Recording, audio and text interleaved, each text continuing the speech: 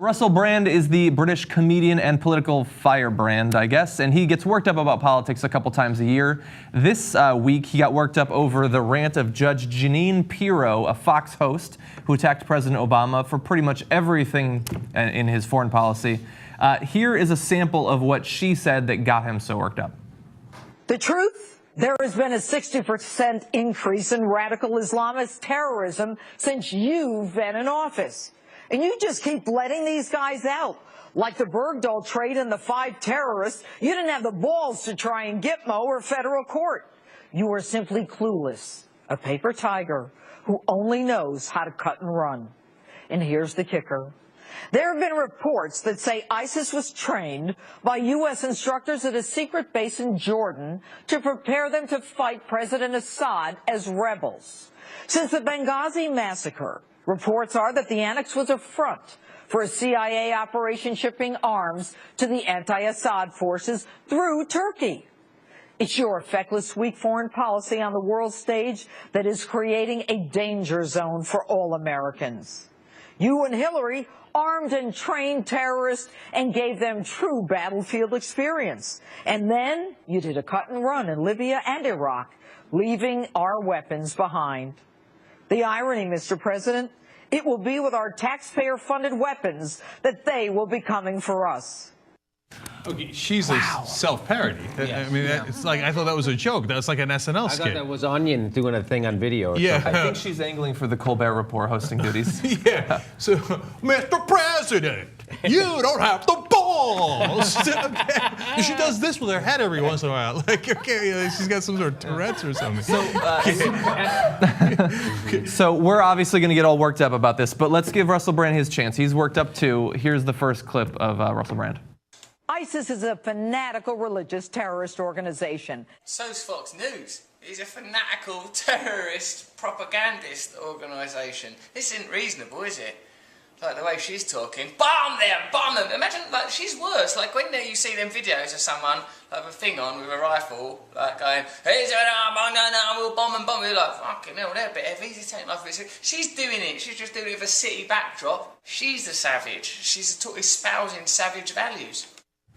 It's a pretty good quote there at the end. And yeah, it's a good point. Just because she has a nice desk in front of her and a nice backdrop behind her, she gets to say stuff that's every bit as crazy as what Alex Jones and Glenn Beck say online every single day, but it has the air of respectability. Now, look, Russell went over the top, but first of all, I love him. I think he's totally right, and I'm glad he did it, right? Because he makes a really interesting intellectual point there. She, in a part of that segment, was talking about bomb them, right? About Muslims in general, right? Okay, pick a country, right?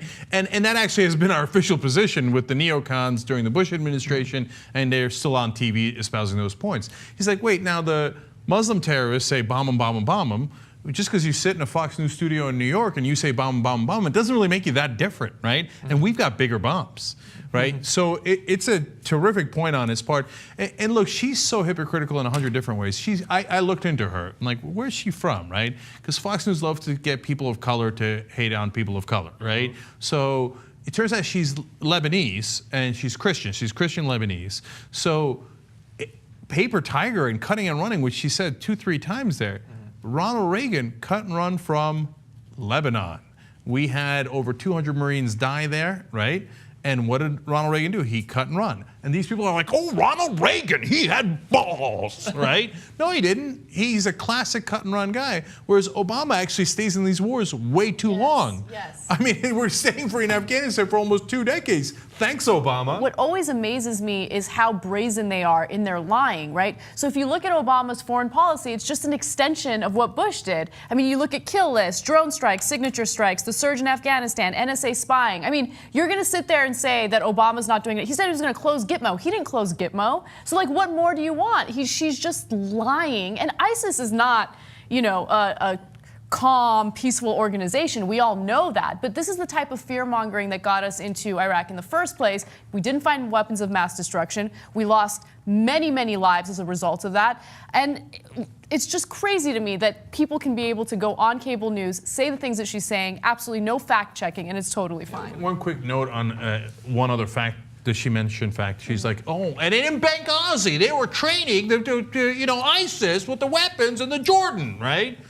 Well, that would mean that Ambassador Stevens was in cahoots with ISIS. Are you saying our ambassador who died in that tragedy in Benghazi was working with the terrorists? Is that what Fox News just claimed? Wow, that seems like that's a real scandal that you would claim such a terrible thing. I thought they were so concerned about Ambassador Stevens and the 3 other people that died in Benghazi. Now they're accusing him of working with terrorists. Hey, think through your talking points before you start spouting off, you idiots. So again, this is what happens. So you go, wow, she's already a parody of herself. You can't even make fun of it. It's like, it is funny how crazy over the top she is.